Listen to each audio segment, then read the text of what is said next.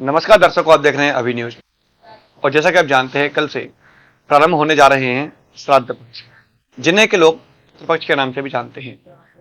और ये पक्ष 16 दिनों के लिए मनाए जाते हैं।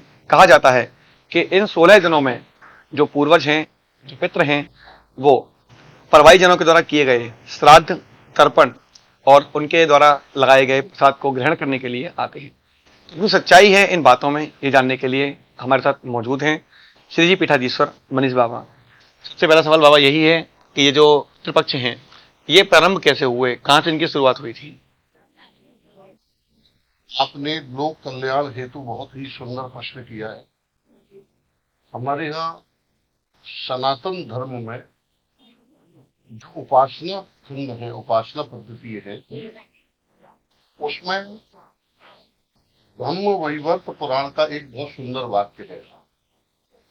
देव कार्य अपि सदा पुत्र कार्य विशिष्यते, देवताभ्यो ही पूर्वम पितॄणाम आप्यायनम धर्म।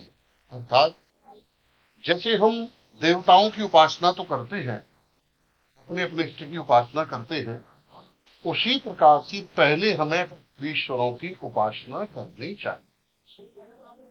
कहीं कहीं शास्त्रों का ऐसा मत है कि हम देव उपासना तो करते हैं, पर पुत्र उपासना अगर नहीं करें तो देवता की कृपा रुक जाती है, पुत्र दोष बनने लगता है। तो आश्विन कृष्ण पक्ष में पितृपक्ष माना गया है और भाद्रपद शुक्ला पूर्णिमा से पितृपक्ष महालय श्राद्ध प्रारंभ हो जाते हैं। इस बार 17 सितंबर मंगलवार को पूर्णिमा का श्राद्ध होगा। उसके उपरांत में 18 तारीख को पदा का श्राद्ध होगा, 19 तारीख को द्वितीया का श्राद्ध होगा।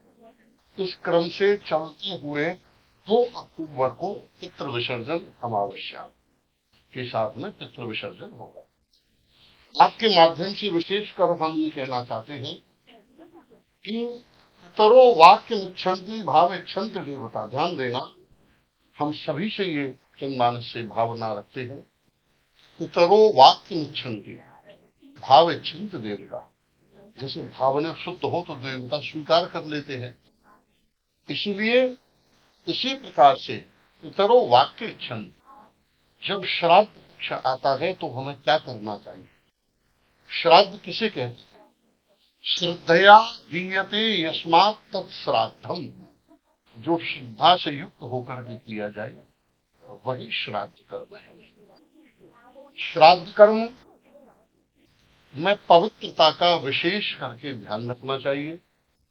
और जिस दिन हमारे यहाँ श्राद्ध है, जिन पितृश्वरों की तिथि है, श्राद्ध 2 प्रकार से है, एकोदिष्ट और पार्व। पितृपक्ष में पार्वन श्राद्ध का हम लोग ग्रहण करते हैं। तो यहाँ बहुत से व्यक्तियों का यह प्रश्न रहता है कि इस तारीख में हमारे पूर्वज जो थे उनका देहावसान हुआ, तो श्राद्ध कर्म डेट से नहीं निर्धारित होता है, श्राद्ध कर्म तिथि से निर्धारित होता है। जिस तिथि में जिन्होंने देह त्याग किया है उसी तिथि में ही श्राद्ध होगा। सबसे विशेषकर जो ध्यान देने योग्य बात है, अगर कोई श्राद्ध कर्म नहीं करते तो क्या होगा? श्राद्धं न कुरुते मोहात् तस्य रक्तं पिबन्ति। ब्रह्म पुराण आज्ञा करते हैं कि जिसके कुंड में श्राद्ध कर्म को संतति नहीं करती है तो तस्य रक्तं पिबन्ति, वही पितृश्वर उन वंशजों को पितृदोष के कारण नाना प्रकार के कष्ट देते हैं। जैसे कि पुत्र आदि का उत्पन्न न होना, घर में बीमारी ही रहना, धन का अभाव रहना, ये सभी पितृ दोष के लक्षण हैं। तो हर परिस्थिति में श्राद्ध करना चाहिए। श्राद्ध न करने के कारण नागरखंड यम स्मृति में एक वाक्य आता है, पितरस्तस्य शापम त्यक्त्वा प्रयान्ति च। पितृश्वर श्राप दे देते हैं तो अगर पितृश्वर श्राप दे देते हैं और श्राद्ध कर्म नहीं होता, पितृश्वर आते हैं, भोजन करते हैं, ब्राह्मण के रूप में प्रसाद ले और वो आशीर्वाद अपनी संतति को देते हैं। जब तिथि है, कुल में कोई भी श्राद्ध नहीं कर रहा, तो वो लौट करके चले जाते हैं और अपने वंशजों को श्राप देते हैं। बाबा एक बड़ा सवाल है यहाँ पर। लोगों का ये कहना है कि जिन लोगों के परिवार में कुछ ऐसे कर्म है, यानी कि मतलब मृत्यु हो जाती है, क्या उस व्यक्ति का 1 साल से पूर्व यदि श्राद्ध पक्ष आते हैं तो श्राद्ध करना चाहिए? क्योंकि ये संशय लोगों के मन में बना हुआ है और ये भ्रांति फैली हुई है कि लोग कहते हैं कि इस तिथि को उनका देहावसान हुआ है, तो उसी तिथि में, यानी कि चाहे 2 महीने हुए हों या 3 महीने हुए हों या 5 महीने या साल भर से अंदर, अगर साल के अंदर श्राद्ध पक्ष आते हैं तो क्या उस व्यक्ति को श्राद्ध करने का अधिकार है? क्या वो श्राद्ध मान्य होता है?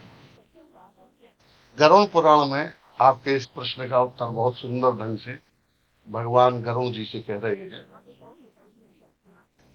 12 महीने में यह जीव सूक्ष्म शरीर के द्वारा यमलोक की यात्रा करता है, तब तक तो वो पहुंच ही नहीं पाता है।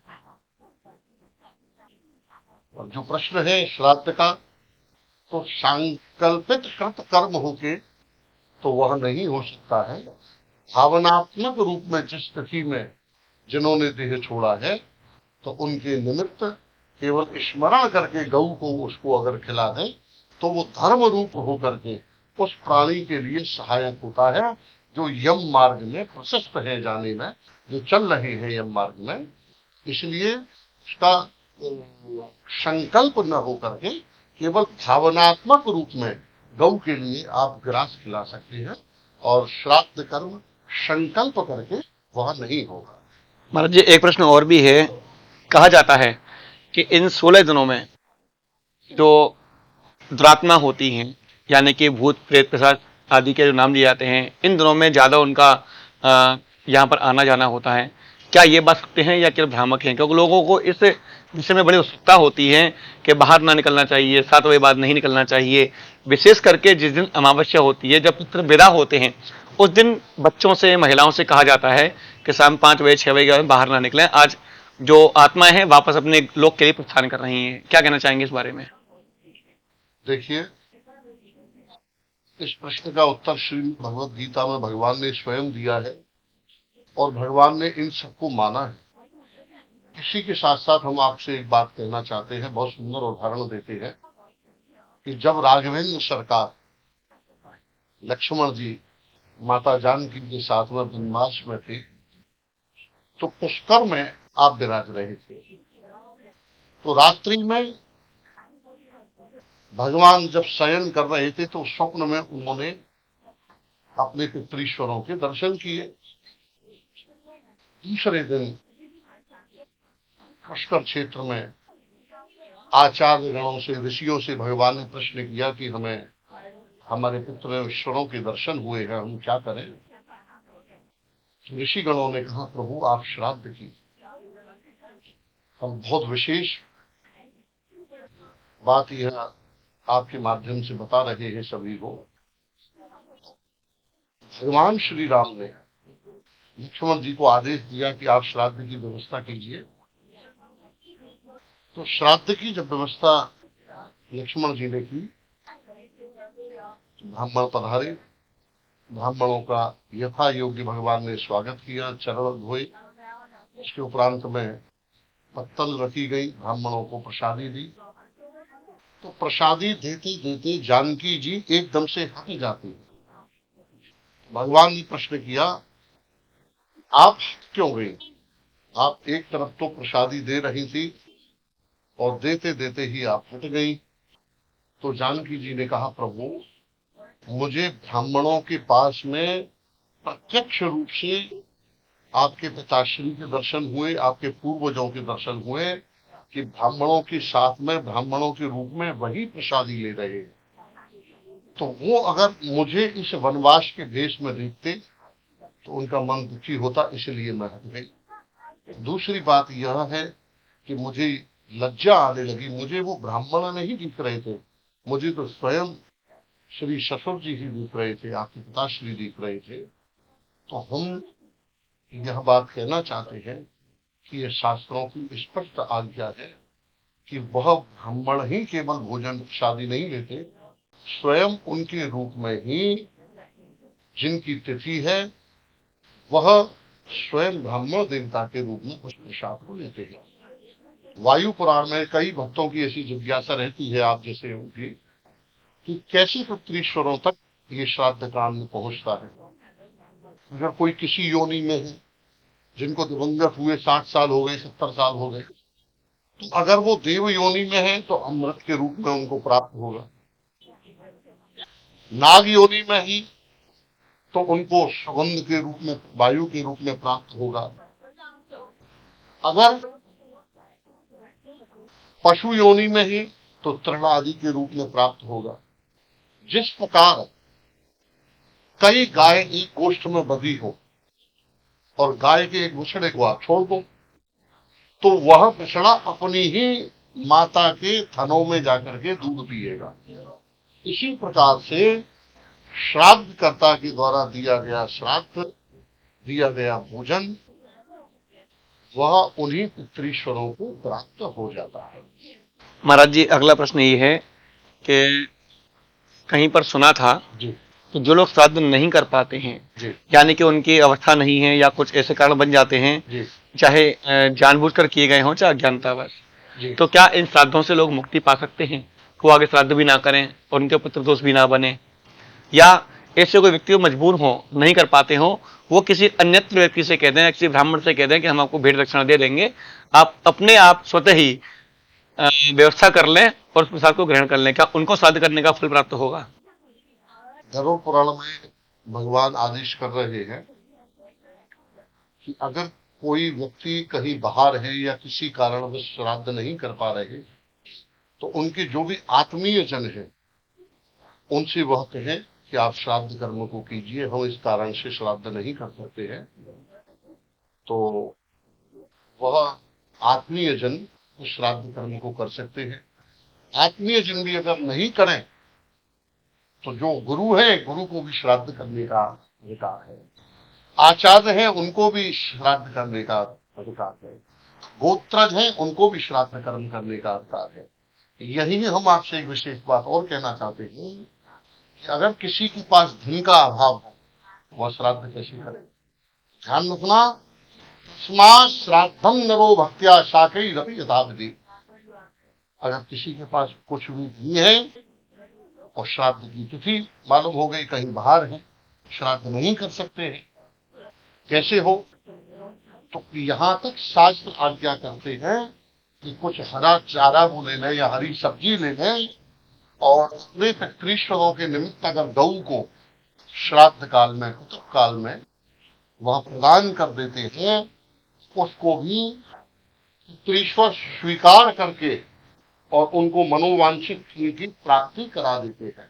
अर्थात जो भी भक्ति से दिया गया है उसको पितृश्वर अंगीकार कर देते हैं। और किसी भी परिस्थिति में ये ध्यान रखना चाहिए कि श्राद्ध छूटना नहीं चाहिए। एक विशेष बात हम आपके बिना प्रश्न किए बता दें कि जिस दिन श्राद्ध होता है, श्राद्ध में 3 श्राद्धे पवित्राणि दोहित्र कुतुष्टिला। ध्यान रखना कि श्राद्ध कर्म में सबसे पहली विशेषता होनी चाहिए कि दोहित्र, अगर बेटी का पुत्र स्वयं बैठ करके भोजन कर रहे हैं, 100 ब्राह्मण और 1 दोहित्र, इसका फल बराबर है। कुतुब काल कहते हैं श्राद्ध कौन से समय में करना चाहिए, किस समय ब्राह्मण भोजन कराएगा। कुतुब काल दिन का 8वां मुहूर्त माना जाता है। ध्यान रखिए, ध्यान काल में 11:30 बजे से 12:30 बजे तक ही श्राद्ध कर्म का विधान है। तो दूसरी बात हुई कुतुब काल, अर्थात 11:30 से 12:30। पहली प्रशंसा है दोहित्र होना चाहिए ब्राह्मण भोजन में, और दूसरी विशेषता है कुतुब काल 11:30 से 12:30। अब तीसरी विशेषता क्या है? तिलह, तिल के द्वारा तर्पण अवश्य होना चाहिए, क्योंकि तर्पण से ही पितृश्वर परम प्रसन्न हो जाते हैं। तो इन 3 बातों की विशेष करके ध्यान रखना चाहिए। महाराज जी, आखिरी सवाल, जैसा कि मैंने आपसे कहा था कि क्या वास्तव में पुत्र आते हैं, उसका जवाब आपने दे दिया महाराज दशरथ जी के रूप में, आपने प्रसंग सुना करके। लेकिन बड़ा सवाल, क्या श्राद्ध के समय जो भूत प्रेत आदि, मतलब यानी कि जिन लोगों की गति नहीं हुई है, अधोगति में है, क्या वो लोग भी यहाँ पर आते हैं और उनको भूत बाधा या प्रेत बाधा के रूप में जो लोगों को ये भ्रांतियां फैली हुई हैं, उसके बारे में क्या कहना चाहेंगे? सबसे पहले तो हम आपको ये बता दें कि भगवान श्री राघवेंद्र सरकार का जो हमने आख्यान आपको बताया, आपके माध्यम से बताया, जी। ये पद्म पुराण की सृष्टि खंड की कथा है। आप वहां दर्शन कर सकते हैं। और इसके बाद जो आपने अभी अभी प्रश्न किया है, तो ये बात सत्य है कि भूलोक में ये सब पधारते हैं और यहाँ पितृपक्ष में रहते हैं, वास करते हैं। वायु रूप में ये सब रहते हैं, वास करते हैं। अपनी अपनी तिथि पर जब ब्राह्मण भोजन के द्वारा इनकी तृप्ति होती है, तर्पण के द्वारा तृप्ति होती है, तब ये अपने अपने लोक को पधारते हैं। यदि किन्हीं लोगों की घरों में श्राद्ध नहीं हो पाते हैं, वो लोग तृप्त नहीं हो पाते हैं, तो उसके क्या, मतलब उसका क्या दुष्प्रभाव होते हैं? उसके दुष्प्रभाव ये है कि हमने आपको बताया कि पितृश्वर उनको श्राप देते हैं अपने ही वंशजों, तो वो पितृदोष बनता है। और पितृदोष का यह लक्षण है कि हमेशा घर में बीमारियों का रहना, पुत्र उत्पत्ति न होना, नाना प्रकार की व्याधि, संकट, विघ्नों का आना, ये पितृ दोष के लक्षण है। और पितृ दोष की निवृत्ति के लिए जब श्राद्ध कर्म किया जाता है या पितृ भक्ति के संबंधित जो भी कार्य किए जाएं, श्रीमद् भागवत आदि है, उनसे ही पितृश्वरों की जब सद्गति होती है, तब जाकर के पितृ दोष दूर होता है।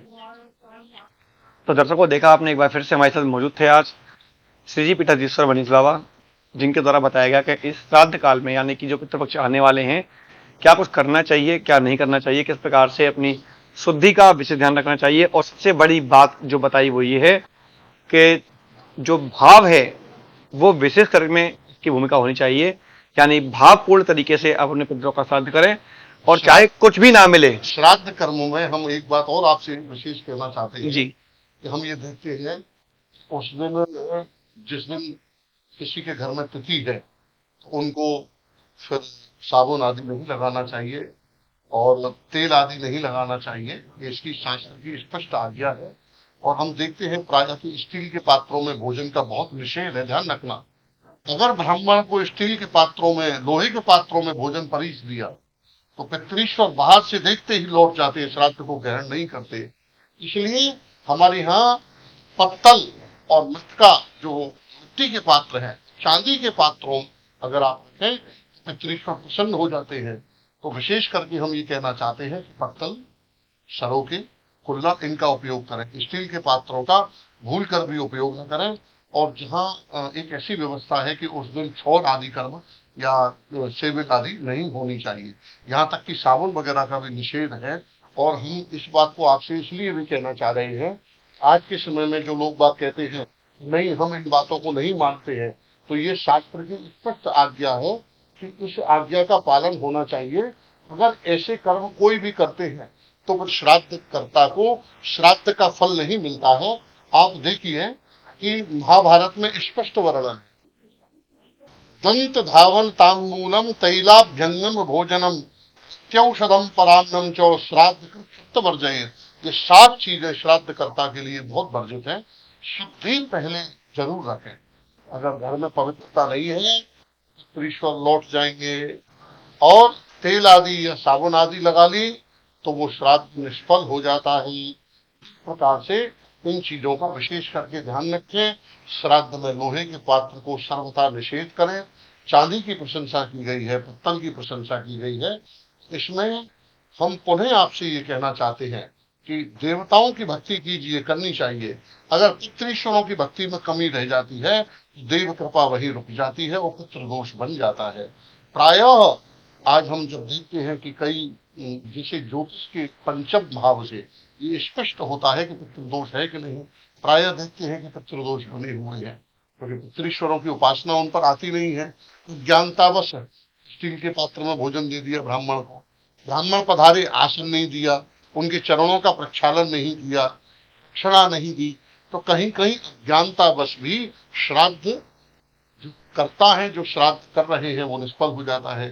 इसलिए आचार्य जनों से, गुरुजनों से, संत जनों से श्राद्ध की विधि पूछ करके ही फिर श्राद्ध कर्म को करें, तभी जाकर के श्राद्ध की पुष्टि होती है। महाराज जी, जैसा कि आपने कहा कि दोने पत्तल का प्रयोग करना चाहिए, ऐसे में इस वक्त मथुरा में विशेष करके बंदरों की समस्या को देखते हुए चतुर्वेदी समाज के कुछ लोगों ने मैसेज वायरल किए हैं सोशल मीडिया पर कि अब के श्राद्ध पक्ष में कुछ अच्छा करने का उनका ये संकल्प है।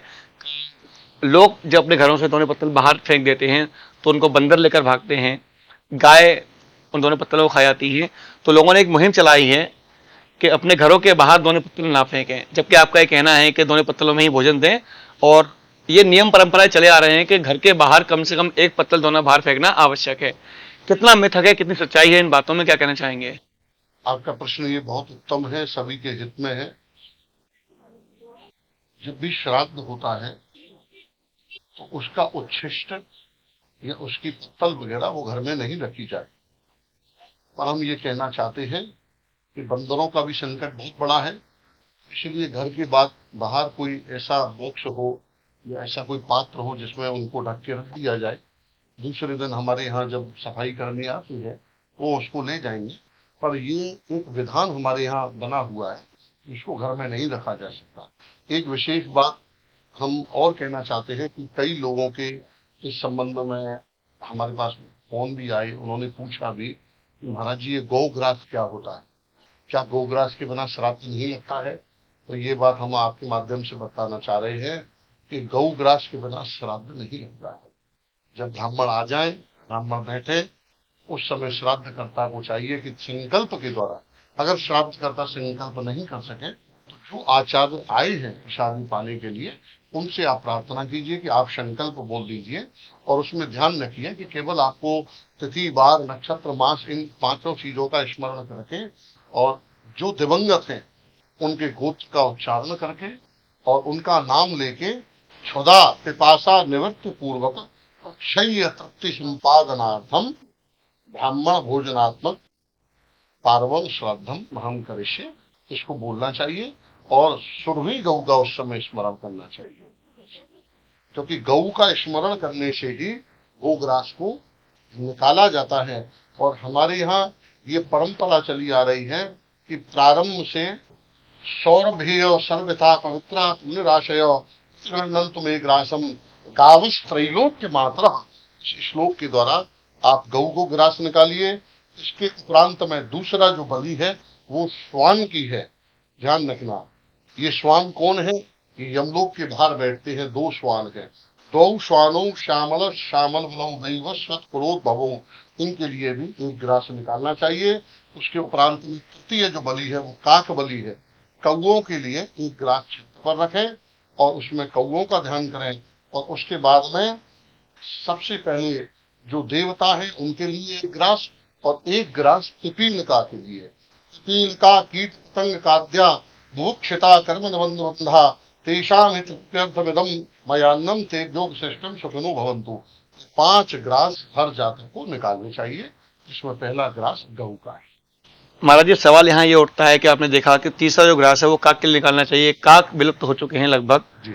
यहाँ मथुरा की स्थिति ये है कि गायों को पकड़ के नगर निगम के द्वारा गौशाला में छोड़ा जा रहा है। शहर में गाय देखने को नहीं मिलती हैं। सभी गायों को लगभग यहाँ से हटा दिया जा रहा है। सड़कों के जो सड़कों पर घूम रही थी, घरों में गाय पालने पर पाबंदी की जा रही है। घरों के अंदर गाय नहीं पालनी चाहिए। ऐसे में गौग्रास कहाँ खिलाने के लोग जाएंगे? क्या कहना चाहेंगे? कान्हा की नगरी में आज गाय नहीं है।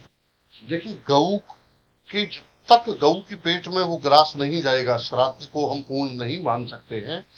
यद्यपि नमो ब्रह्मण्ड देवाय गो ब्राह्मण हिताय, अगर किसी परिस्थिति में वो ग्रास गऊ नहीं भी पहुंच रहा है तो आप गऊ का निमित्त में निकाल के रखें, किसी भी प्रयास करें गऊ तक पहुंचाए। ब्राह्मण के मुख में जाते ही वो श्राद्ध कर्म पूर्ण हो जाता है। आपने जो बात की कि कौआ अब नहीं दिखते हैं, हमारे यहाँ मंत्र बल से ही उनका स्मरण हो जाता है। और जैसा कि आप देखिए कि इंद्रा वरुण वायव्या याम्याम वै नैदितस्तथा वायसा प्रतिगृह्णन्तु भूमौ पिंडम योजितम, इस श्लोक के द्वारा आप छत पर एक ग्रास काक के लिए रख दीजिए। वो ग्रास से कोई भी खाए, क्योंकि मंत्र में आपने काक का स्मरण किया है, इसलिए वो काक को ही प्राप्त होता है। यानी कि गौ का स्मरण करके आप चाहें तो गौ ग्रास निकाल सकते हैं, चाहे गाय उसे प्राप्त करे या ना करे। तो देखा दर्शकों, एक बार फिर से हमारे साथ मौजूद थे आज श्री जी पीठाचार्य श्री मनीष बाबा जी, जिनसे हमने आज बात की उन बातों को लेकर के, उन प्रश्नों को लेकर के जो लगातार श्राद्ध पक्ष आते ही लोगों के मन में संशय का रूप ले लेते हैं, और लोग इस बात को लेकर हमेशा संशय में रहते हैं कि श्राद्ध पक्षों में क्या करना चाहिए, क्या नहीं करना चाहिए, किस प्रकार से वह अपने पितरों को संतुष्ट करें और किन बातों से उनके पितृ रुष्ट हो जाते हैं। इन सभी के जवाब आज मनीष बाबा ने बड़े अच्छे तरीके से दिए हैं, और लगातार अभिन्यूज आपको मिलवाता रहेगा ऐसे ही लोगों से जो इन विषयों पर बात रखने के लिए क्षमता रखते हैं। फिलहाल के लिए इतना ही। मैं अपने सहयोगी गोपाल जग्गा के साथ Gopal Chaturvedi, अभिन्यूज। Rajiv Academy for Technology and Management, 7th rank of MBA by AKTU. Assured placements among top-notch global companies, regular workshops, training programs, seminars and guest lectures, frequent industrial visits for practical exposure, systematic and well-structured training classes to enhance communication, life skills, technical and aptitude skills, a lively campus life, cultural and sports events and extracurricular activities, highly qualified faculty members, multimedia classrooms and state-of-the-art AC infrastructure amidst lush green and enthralling ambience.